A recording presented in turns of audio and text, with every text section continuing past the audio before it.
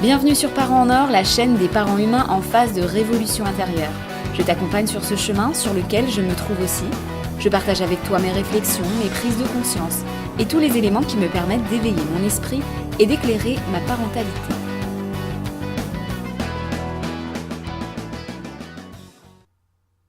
Salut, c'est Sandra, on se retrouve cette semaine, j'espère que tu vas bien. Moi je suis un petit peu enrouée, donc je sais pas du tout si ça s'entend. J'espère que non, en tout cas, mais on va faire quand même l'épisode comme ça. Aujourd'hui, donc cette semaine, je voulais parler de violence, encore. Mais de façon un peu plus générale, ou en tout cas en réfléchissant à son existence et à son éventuelle origine. La présence de la violence, en fait, chez l'humain, ça m'interroge depuis un bon moment maintenant. Parce que, en fait, comparativement aux autres espèces animales, la violence chez l'humain, c'est vraiment une violence très singulière. Il y a des violences qu'on ne retrouve pas chez d'autres espèces animales. Et la question qui m'obsède, en fait, c'est d'où est née la violence sous toutes les formes qu'on la connaît aujourd'hui, en fait, et est-ce que la violence existe depuis toujours chez l'humain ?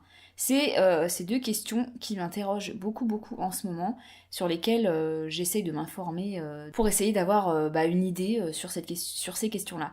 Et pour répondre, justement, pour répondre directement à ces questions, je te spoil direct le truc, personne n'a de réponse ferme et avérée en fait. On a des observations de la présence de violence, et le reste, c'est que des hypothèses. Pour commencer, je voulais faire la distinction importante entre les différentes formes de violence. Il y a d'abord ce qu'on peut appeler l'agressivité. Cette forme de violence, elle est présente de façon universelle dans la vie animale. C'est la violence intrinsèquement liée à la vie et à ses lois, le fait de défendre son existence. Et cette défense, elle ne passe pas uniquement par le fait de se défendre face à un agresseur qui attaque notre intégrité physique. Il y a ça, bien sûr, mais en fait, la survie, ça passe par plein d'autres besoins. Il faut de la place pour vivre, il faut de quoi manger et boire, et il faut de quoi se reproduire et perpétuer l'espèce. Et en plus, pour les animaux sociaux, il y a le besoin de préserver le groupe qui, lui-même, nous met en sécurité. Donc forcément, l'agressivité, elle apparaît de façon universelle, donc dans tous les contextes où les territoires sont en jeu, où des sources de nourriture et d'eau doivent être acquises, les contextes où des partenaires sexuels sont en jeu, et aussi lorsque notre descendance ou des membres de notre groupe sont en danger. Au-delà de cette agressivité, disons animale ou instinctive, il y a toutes les formes de violence typiquement humaines.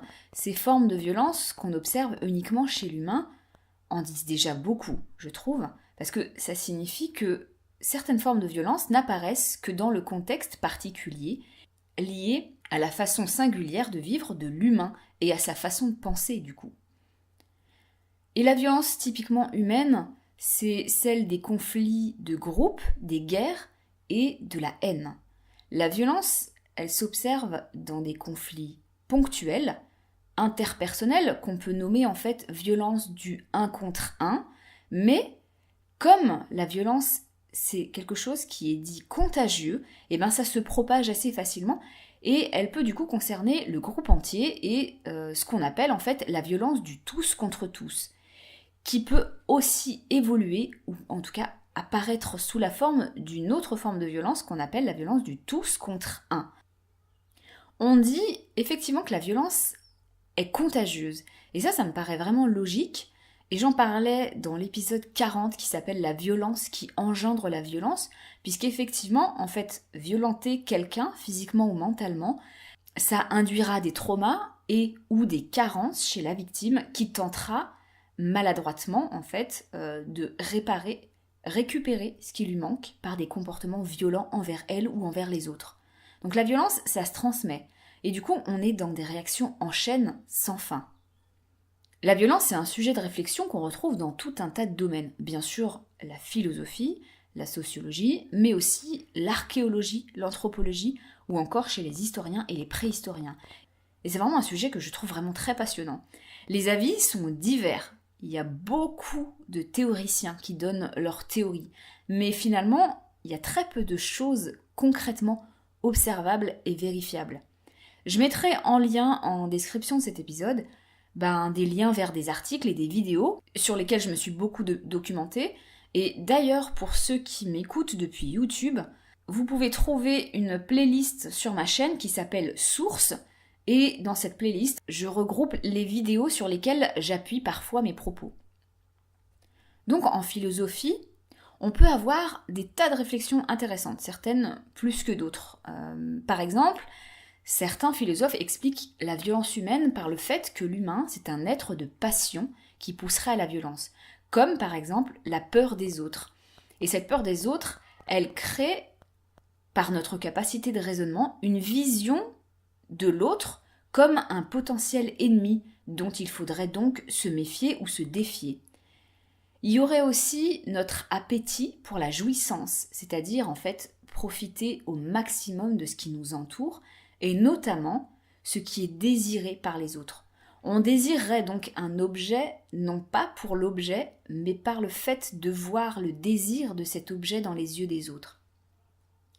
Et puis, il y aurait notre besoin de reconnaissance, avec l'utilisation de la violence pour montrer aux autres qu'on est capable, qu'on peut, nous, mépriser notre vie animale au point d'être prêt à mettre fin à la vie. Montrer en fait donc qu'on est puissant et fort à ce point-là en fait.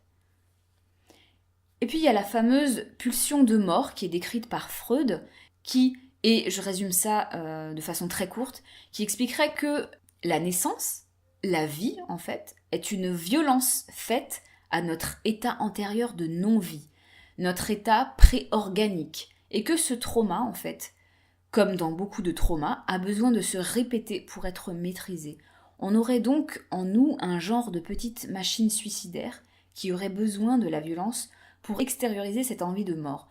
Donc vous voyez, il y a plein de théories diverses basées sur des réflexions, des théories, des façons de penser, plus différentes les unes que les autres, et auxquelles je n'adhère pas spécialement, assez facilement on va dire. Au-delà de ces idées, moi ce qui m'intéresse vraiment beaucoup, c'est avant, au tout début de l'humanité, est-ce qu'il y avait de la violence ?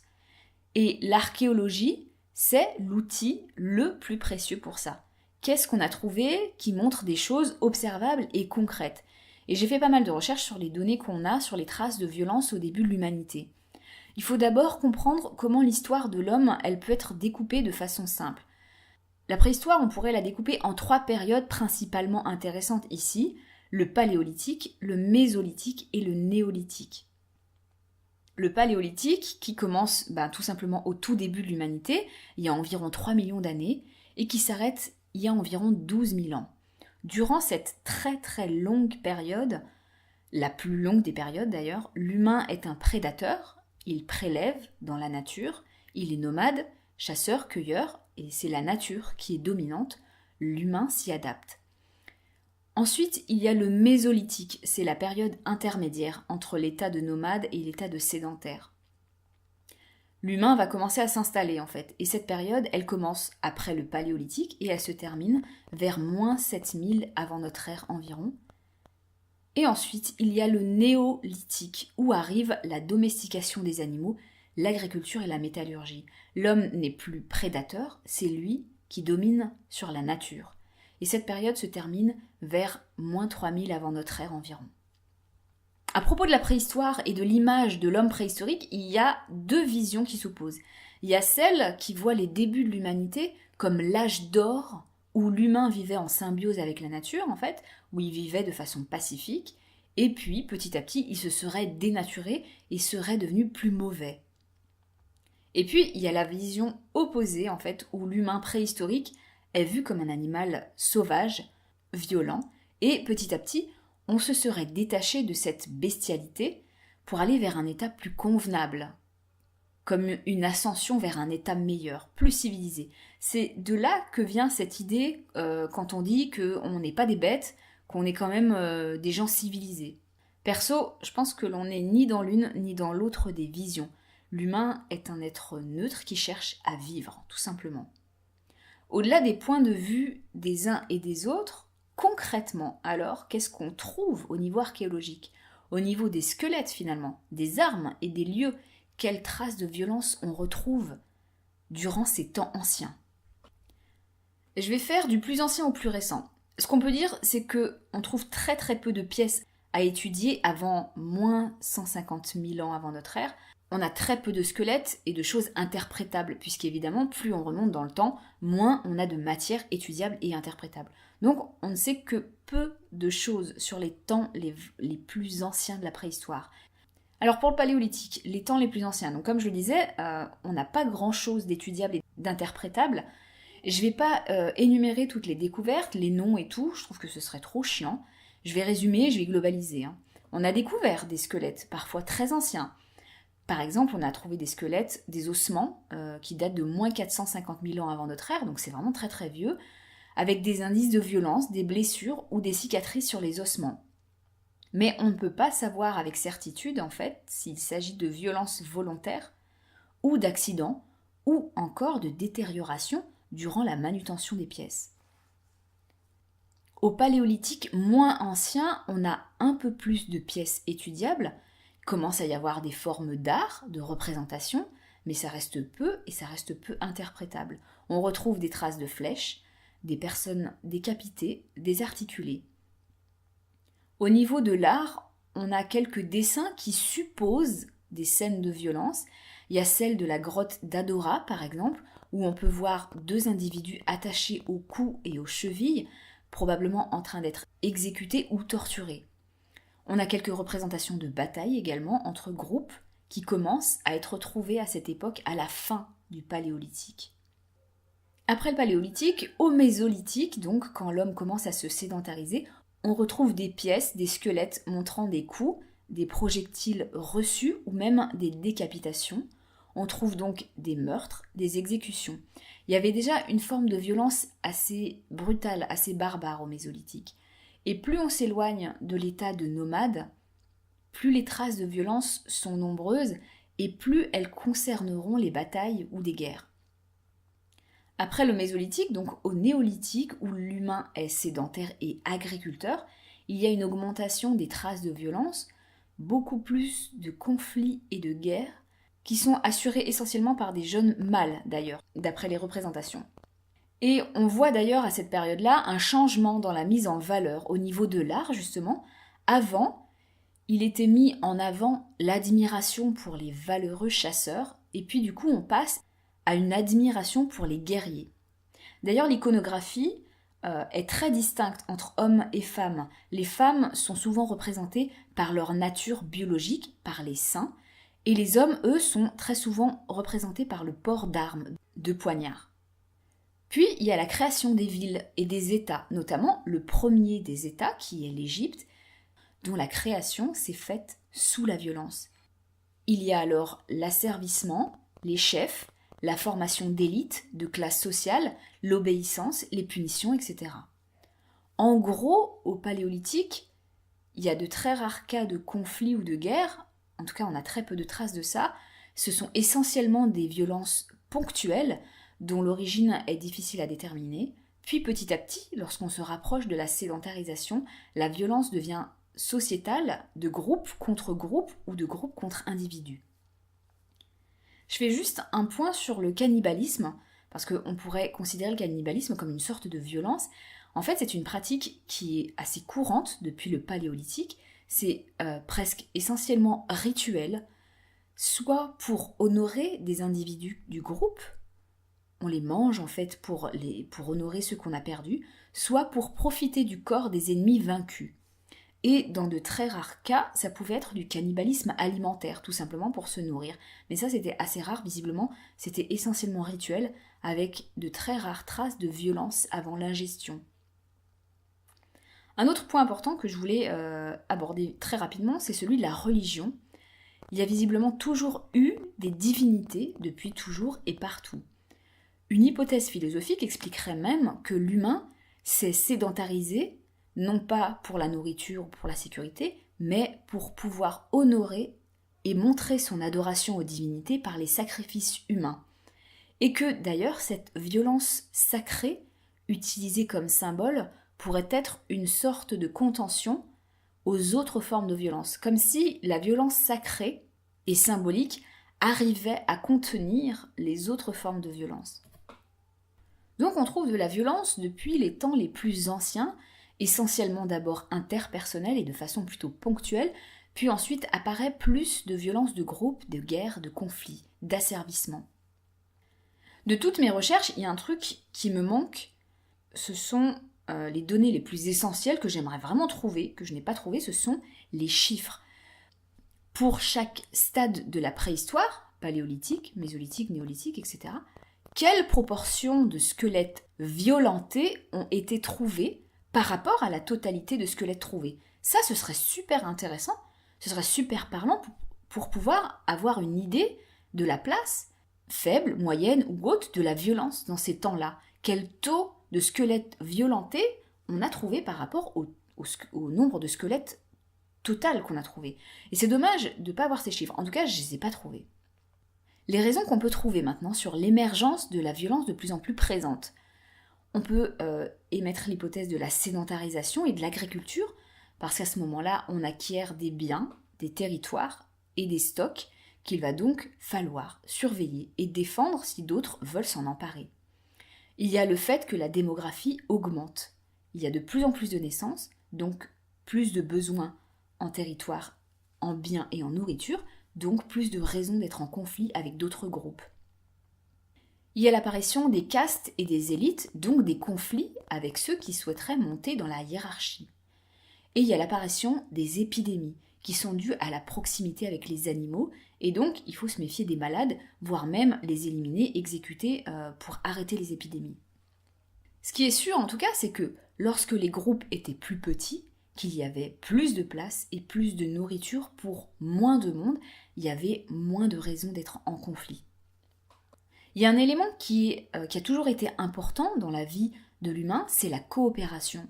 Le besoin de coopération est essentiel pour l'humain. Il a besoin de savoir coopérer avec ses congénères, il faut savoir concilier et comprendre l'autre pour pouvoir préserver le groupe qui nous permet d'être en vie et en sécurité. Vous voyez là, ça me parle encore, cette fameuse neutralité dont je parle beaucoup. L'humain, il n'est pas bon ou gentil ou empathique par souci de gentillesse désintéressée ou par une espèce de bonté d'âme. En fait, ce besoin de bien s'entendre avec les autres s'explique par le souci, toujours, de vivre. Et ça appuie mon idée que l'homme n'est ni bon ni mauvais. Mais c'est pas parce que je vois l'humain ni comme un gentil ni comme un méchant que ça en fait un être fade pour moi.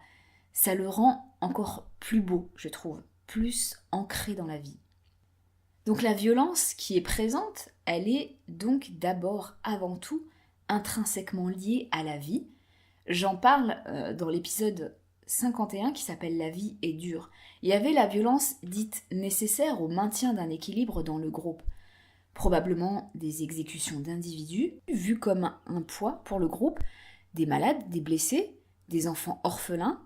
Il y avait tout ça. Il y avait une forme de violence qu'on peut effectivement trouver atroce, mais qui n'était pas produite à l'époque par haine ou par volonté de tuer juste pour tuer, mais c'était dans le but de préserver le groupe et la survie du plus grand nombre.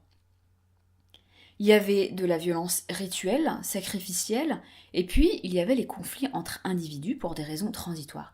Il y avait des soucis, des bagarres probablement ponctuelles. Donc voilà, ce que je retiens, c'est que depuis toujours, il y a toujours eu des formes de violence, tout simplement parce que la vie est violente par son fonctionnement, donc il y a de la violence intrinsèquement liée à la vie. Et puis, la vie en société a fait naître de nouvelles formes de violence qu'on ne retrouvait pas au tout début probablement de l'humanité. Mon idée personnelle sur cette violence qui est montée, c'est que, en plus de la violence ou disons de l'agressivité nécessaire à la vie, il y a eu l'émergence, puis l'augmentation des formes de violence typiquement humaines, culturelles et civilisées, comme je disais, des violences liées à la condition d'humains sédentaires et nombreux, où les interactions sociales sont en excès pour des motifs démultipliée et que la violence étant contagieuse, que les victimes de violence créent d'autres victimes de violence, etc., la violence ne peut qu'augmenter, se répandre dans un système comme ça. Mais l'augmentation de la place du cerveau rationnel dans notre tête, nos capacités de réflexion et de sagesse augmentant, on devient capable de se rendre compte petit à petit, de plus en plus, tout doucement, de cette violence excessive, néfaste et superflue. Et j'ai donc dans l'idée que cette prise de recul que l'on développe doucement pourrait nous permettre de sortir de cette spirale de la violence. En tout cas, j'y mets tous mes espoirs. Bon voilà, je finis cet épisode comme ça avec une voix à moitié cassée. Je sais pas, ça s'entend peut-être pas, mais en tout cas moi je le sens bien dans ma gorge. Je sais pas si cet épisode t'aura intéressé. Moi c'est vraiment un sujet qui me passionne énormément. Les recherches sur le sujet m'ont vraiment passionnée. Et du coup, je te laisse là. Je te souhaite une bonne journée ou une bonne soirée et je te dis à très vite. Salut!